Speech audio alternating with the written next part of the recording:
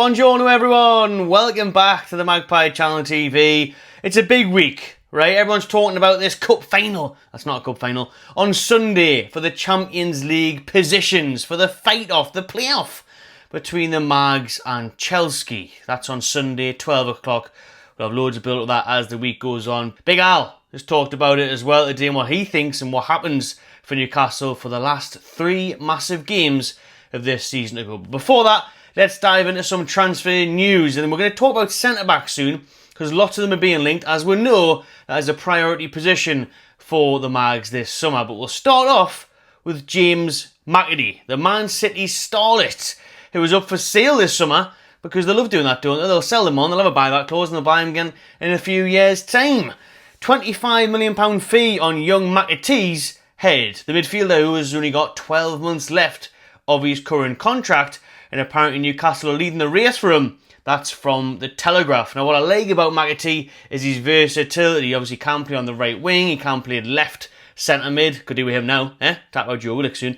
With Joe Litton's injury, Macki could slot in there. He could be used in European competitions, domestically, could be used and deployed across the midfield and across the wingers. But Macki, 25 million, it's a good fee for someone of his age and his nationality, but he obviously does still have a lot to prove. He's had some very good loan spells in the past. He's impressed. It's going to be really hard to break into Pep's Man City side, so I'd be surprised if they still let him go. I think it'd be someone that they want to keep a hold of, to nourish, to mature, to get better, and to keep at the club. But like I say, they're not us. They'll do it. Do you know what I mean? They'll sell someone for big money, get them back, or just go ahead and replace them. Makes no meal to them, and they're doing that this summer with De Bruyne. Obviously not offering him big money anymore. He's going to leave, one of their, if not their biggest club legend ever.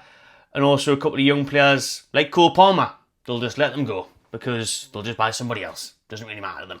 But with Macki, let us know in the comments, is he someone good enough for the tournament? We don't know Eddie how he'll develop. He'll become brilliant. He's already very good. He could take that next step. But for me, I'm still, as you might know, wanting someone like an Mbumo or someone else who's more proven than Macki. He hasn't done it consistently on the biggest stage for long enough, so I'd like to sign a more proven player than Macki, although it would be an exciting signing, especially for a young individual like himself who's got plenty of potential. But if we're going to get Champions League and stuff like that, and we're going to try and be in the top four all the time, then we need to be making that next level signing. We'll get both, brilliant. Get Macki in the squad and develop him, fantastic. But if he's leaving City, he's probably going to be looking for first team football. Will he be guaranteed that at Newcastle? I'm not so sure. But he is a top talent and it would still be a promising, exciting signing. On to the centre-backs now then. Another one that has been linked is for Faio Tamuri, the English defender who's at AC Milan, is apparently available this summer. Now, he's a name that's been linked to Newcastle for so long. Even before he went to Serie A, he's been linked to the Toon. But now we've asked AC Milan for information about the 27-year-old ahead of a potential summer transfer. That's according to various reports out there in Milan. He's been with AC Milan since 2021. He's established himself as a key figure in their side. But Milan are willing to sell this summer. However, they do need to replace him first. So they're not going to let him go until they themselves bring in a new centre-back. So there's some speculation there from the Italian press that are continuing to link Tamuri away, and Newcastle continuing to be around the names linked to him. Now, Eddie Howe is meant to be a fan of Tamuri. He obviously fits that bill. He's a very good, athletic, strong, ball-playing centre-back. So I like Tamuri. I think he would be quality. You know, I was talking about him last summer. We're talking about him before on the podcast. I think he'd be an ideal signing for Newcastle. We don't know what the fee is here. You know what I mean? If you could get a good fee for him, 30, 40 million, then yeah, fine. He's like another Macki alternative, really. If Palace are going to be stupid and continue to ask for ridiculous amounts of money, then Tamuri from abroad could be a better option. So we'll see how things go on for Tamuri. Just quickly, before we talk about the next thing that's linked with Newcastle, let's have a talk about the Newcastle player that left in January to go to Italy, Juventus. And that is Lloyd Kelly, who has been labelled in their Italian press as one of the worst signings in Juventus' history, in Italian league history. They're slamming Lloyd Kelly. They're saying he's been an absolute disaster. And you haven't seen many players wear the Juventus shirt worse than Kelly does. We're not talking about fitting on the sleeves. We're talking about how crap he's been playing.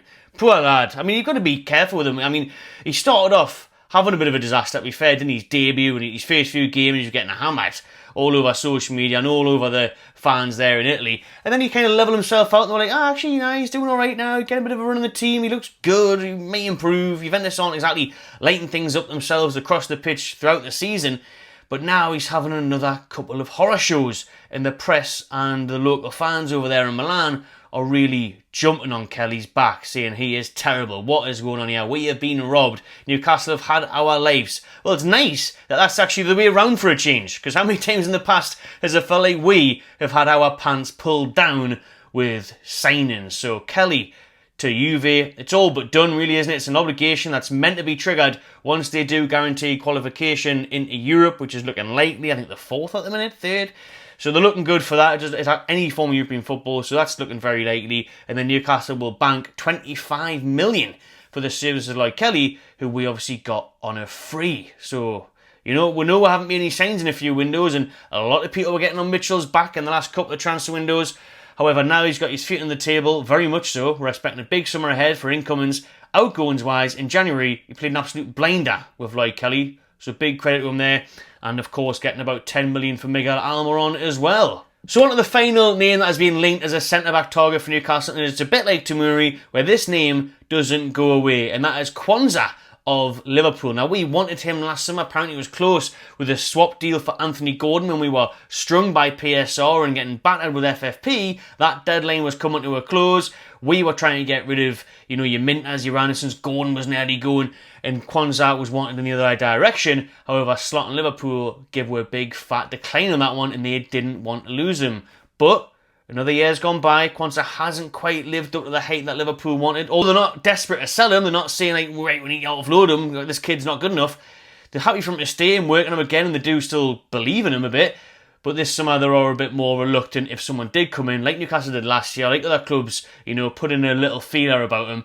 Then this time round, they might think twice and get a deal done. So Quansah is very much on the list. Fabrizio Romano sees Newcastle and clubs in Germany are keeping a close eye on him, as they believe it could be a deal to be done. So with Quansah, I'm not keen on this one, and listen, and Eddie Howe we trust, and the scouting team and everything else, we'll obviously back him if he comes. But I've seen him now and again, and he is good versatile. He can play a couple of different positions along the back line, and he does still have plenty to work on, plenty of age to do that in. But for me, when you're getting linked with your Tamuris or Gahis or Schlotterbecks and all these other different names that are way more reputable, way more acknowledged and ready for the best of the best, Quansah isn't there for me. I think he needs a lot of work, and I think if you got an injury or you're paying big money for him, and for me, I want a new centre-back this summer, and I want to be starting first game of the season. And now that may be harsh on Fabian Schär or Dan Burn or Sven Botman still getting back from injury, so there's work to be done there. But when you pay big money, if we finally land Gahi for 50 million or something, say, you expect them to start. I expect my main players who are getting signed this summer to be there, start the season, ready to go and hit the ground running. I suppose that's why we have looked at your Gahis, who's Premier League proven and can do that. And Quansah, yes, he's been in the Premier League, yes, he's played Champions League and stuff with Liverpool, but I'm just not sure on Quansah. There's just an element there where I'm thinking, do I trust him? Is he good enough yet? Will he be a huge upgrade? I think the answer's no. He may well be in the future. It's a bit like the Macki one, but, Macki I've got a bit more faith in. With Quansah, I think, there's a mistake there, or you may have to work with him and give him time, and it's like, well, we haven't got time, because before you know it, you'll be a few games deep, you've lost points on the board because you might get knocked out of a cup, or the Champions League game might not go well. I just don't like it. I'm not a huge fan of the Quansah rumours. Now, like I said, we'll back him if he comes. I just think there is better options out there, and more importantly, options that can really take us to the next level. I don't think Quansah does that, but hey, that's just my shout. Let us know in the comments below if you agree or disagree. What's your thoughts on Quansah and Tamuri and the other names that have been linked in this video? Now, I've seen a lot of the comments from my match reaction against Brighton talking about Joe Willock. I didn't mention him in detail in that video. Obviously, it was just a quick 8-9 minute reaction. But what I will say now is that on reflection, I've watched the game back again, and I said it before. I said it in the preview, remember, when I called 1-1, I said Willock needs a big game because he's the one that's meant to step up now with Joe Litton being out. He's the one we're going to call on. He's the one we want on that left-hand side. Let's see the Willock of old. That's the problem now. That Willock of old is old and gone. I think it's dead and buried, unfortunately. And I love Willock. Quality lad, great player for us at times. But everyone talks about the 8 goals in 8 games back in the day. COVID times, lockdown settings. Brucey was there with the bacon sarnie. There was no fans in the stadium. And then that's what everyone's saying. Oh, but you know what? That was 4 or 5 years ago now. So I just think it's time to move on. I think it's time for him to leave. I think it's, and it's harsh because it's only a couple of games, but even when he's came off the bench and the last season or two, when have we really seen a good Joe Willock performance? And fair play to him remember against Spurs when we were 4-0 up inside 18 minutes or whatever it was. He was pivotal. The runs, the assists, the goals on the left, the play, brilliant. But then, unfortunately for the lad as well, it's not his fault. He's been plagued by injuries. He's going to take some time to get up to fitness and form. I just don't think we're going to afford that now. He's been given a golden opportunity at the minute and he's just diving. I mean, that dive was embarrassing against Brighton. He just hasn't got clicking anymore. I think it could be a good call to, if you can get any money for him, maybe, I don't know, as one of the promoted sides, take a punt on him. Could you see him at Leeds? Maybe. I think that could be a good move for him. They can have Willock and Longstaff. The link with Longstaff. Take Willock and all if you want.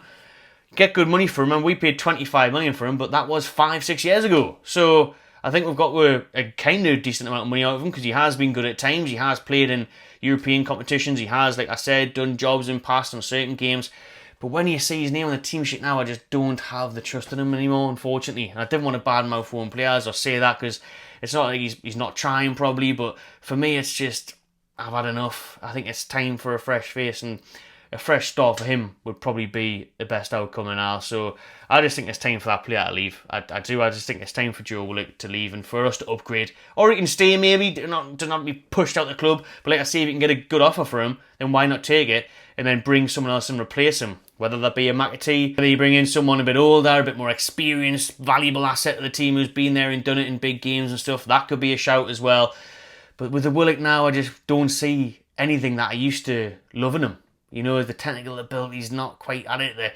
The run, the pace. He did have a good run against Brighton, then what did he do? Put it over, I think. So is it close? Am I being harsh? Will he get there with more game time? But like I said before, can we afford to give him that more game time? We've got 3 massive games this season. We need to turn up. And now it's the debate whether do you stick with Willock or do you go with the Louis Miley against Chelsea? I mean, I think Miley's been harshly done by. Miley is a top talent, and it could be time for him to come in, but let us know what you would do with the future of Joe Willock. I've seen a lot of angry comments after the Brighton game. Have you calmed down after that? Has the dust settled after that performance? You've had a few days to reflect on it. Let us know as well your thoughts on Willock.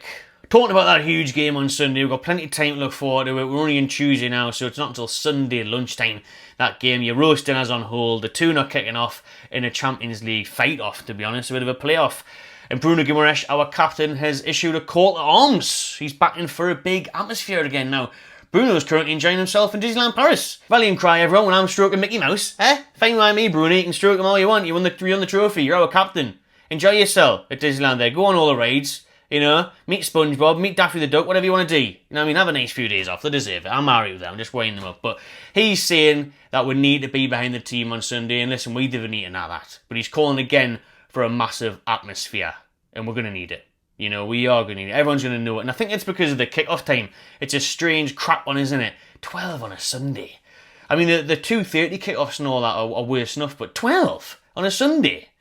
Oh, man, that's terrible time for a kick-off, that. But listen, Bruno's calling for the fans. Our captain said, let's get behind the lads. Let's go for it. Let's raise the roost. Let's get us over the line. And that is so important because this game, people are calling it to the side, and it probably will be, if we're being fair, innit? We said weeks ago that the main thing was the 2 home games to go after beating Ipswich. So this is the first one, Chelsea, and then we'll have Everton. We're winning them, 6 points on the board. It'll probably be enough, and that is kind of what Big Al has said as well. If I get up his statement that's came out in the last hour or so, he remains confident Newcastle will clinch a top 5 place this season, and he wouldn't change the Magpies running.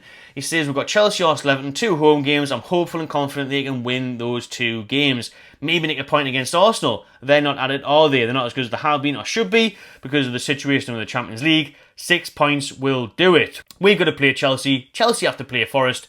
6 points will be enough for Newcastle. And I agree with Shearer. I'm still confident. I'm still optimistic. And I think we'll get the job done against Chelsea. I do. I think we'll beat them. And I think we'll beat Everton. And that'll be alright. We could even beat Arsenal, to be honest. So What's everyone worried about? Right, chill out, enjoy the sunshine. That's what I'm going to do right now, actually. So, see you later. Just before I do that, though, the Celtic game has been confirmed. We talked about it last week, about the pre-season friendly. That has now been officially announced by the club. The game will take place on Saturday the 19th of July with a 3 o'clock kickoff in the first ever Adidas Trophy between the current English and Scottish League Cup holders. So, don't know what the prize is there, a nice tracksuit or a pair of sambas for the winners of the Adidas Trophy. The team will be backed by a massive 7,200 fans travelling to Glasgow for this one. Tickets are on sale now. I'm hoping to get my own. I was there for Rangers a couple of seasons ago. That was great. Really enjoyed going to Scotland for that one. And that's the plan this time round, to compare them against their old firm rivals. So Celtic, 19th of July, 7,000 plus Geordies in the away end. It's going to be brilliant. What a start to a sunny pre-season that'll hopefully be. Right then, people, I'm going to enjoy the sunny tune now, so let us know your thoughts on everything in the comments below. Please do subscribe to the channel if you haven't already. Give it a big thumbs up, and I'll see you on the next one.